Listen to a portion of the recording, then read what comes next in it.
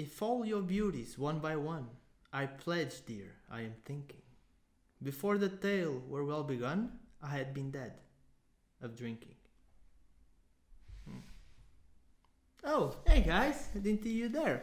Okay, welcome back to another video, and I hope you're super excited because I am, as today we're gonna be checking some golden era cocktails. Now, let's cocktail. What am I going to do today, you may ask? Ask me, what are you going to do today? Today, we'll be going through some cocktails from the golden era of cocktails. I have 3 books here, all very old books. Now they're new, but they're like old editions. And so this one, you probably all know, it's How to Mix Drinks from Jerry Thomas from 1862. A Savoy cocktail book, a bit less old, just for a few years. It's not, they're both from the same era. They have basically the same content. These are 2 fundamental books that I love to read. I went through them like 3 or 4 times already. I love to see how people were mixing drinks back in the days, like the foundations, the beginning of all.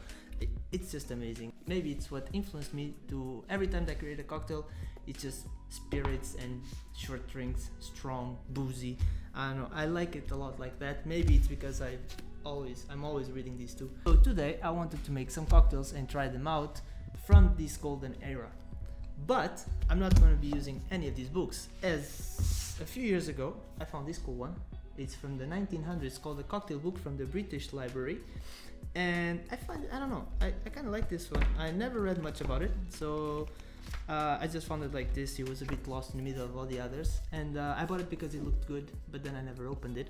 So I think today it's a good time to try it. Also, I'm going to be using this one because comparing to these 2, I have weird measures. I do not want to follow, as in a recipe of any cocktail, they will give you like a wine glass of a certain spirit. And 2 hours later. These are mine wine glasses. So if it tells me to put 1 wine glass of whiskey, that's too dangerous. I'm not doing that. So it's gonna be easier to find the ratios and to mix the drinks. On the other hand, with this book, measurements are easier to read it and to understand. They will give you dashes, parts, which is a much easier way to create a drink out of it. Like, it's gonna be easier for me to build a drink by reading this book instead, and also because I never used it, so I think today it's a good opportunity. So let's put these 2 away, and now it's time for cocktails. The Irish cocktail. 3 dashes orange bitters. I have a spray bottle, so I just did 3 sprays. 2 dashes Oxford's acid phosphate. Well, I did citric acid, goes as well. 1/2 Italian vermouth. 1/2 whiskey.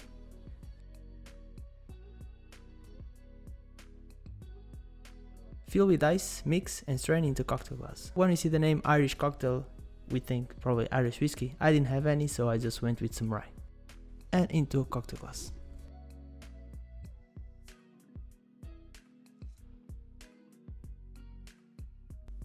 I'm scared because it's super strong.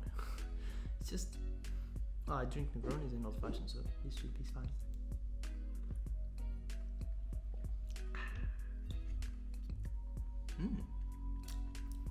It's like an acid Manhattan, kinda.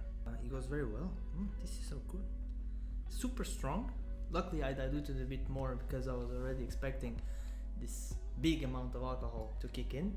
But super strong, super boozy, but so aromatic and balanced. How not even able to drink anymore. But wow, this one is very good. Just a shame there's no garnish. I think we could like add some, I don't know, lemon peel or whatever, but I think would make a good improvement to this. Super good. Let's go for the next one. The Lone Tree Cocktail.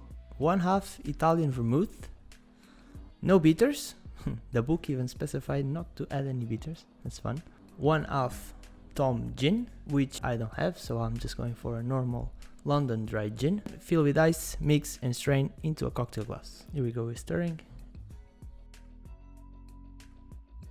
And we're pouring.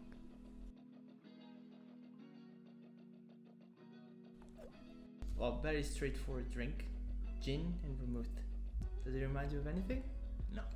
Let's try it.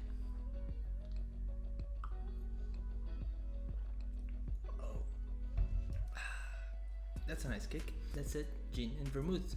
If you use any special gin, you have any special flavors. I just use a London Dry Bombay. There's nothing much into it.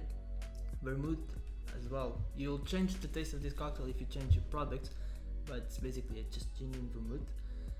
I don't know what people were mixing back in the days, but this is quite simple. But it's tasty. It's good. I mean, we can do better than this, right?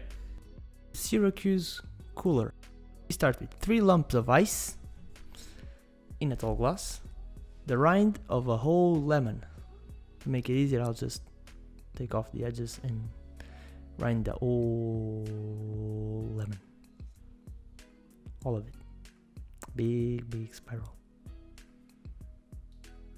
Rind it out. That's taking a bit too long. There you go. Nice.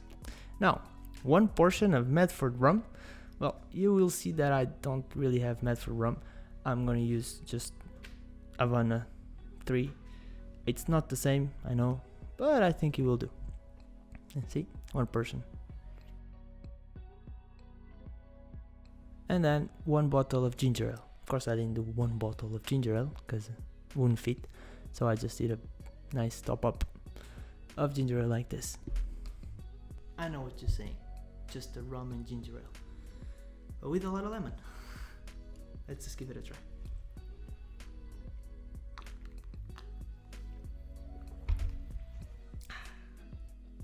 Super refreshing. Yeah, just the rum, lots of rum with ginger ale. The lemon kind of gives it a nice touch. Makes it fresher, just less sweet even. I have nothing else to say about it, just what it is. Rum and ginger ale and lemon. Boom, and we're done for today. Yes, we did old style cocktails. I hope you enjoyed this video. Try them at home. I mean, it's an experience and you can always improve them if you like. If you did like this video, drop it a like. If you have anything to say, any comment, just comment. And I will see you next week. Cheers.